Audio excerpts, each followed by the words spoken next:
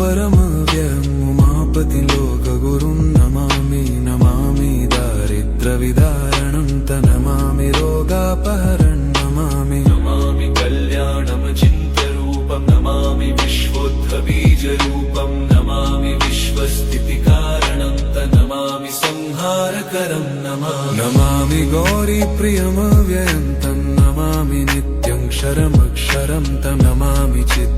चिद्रूपममेयभावं त्रिलोचनं तं शिरसा नमामि नमामि कारुण्यकरं भवस्य भयङ्करं वापि सदा नमामि नमामि दातारं दीप्सितानं नमामि सोमेशमुमेशमाद नमामि वेदत्रयलोचनं तं नमामि मूर्तित्रयवर्जितं तं नमामि पुण्यं सदसद्व्यातितं नमामि तं पापहरं नमामि नमामि विश्वसहिते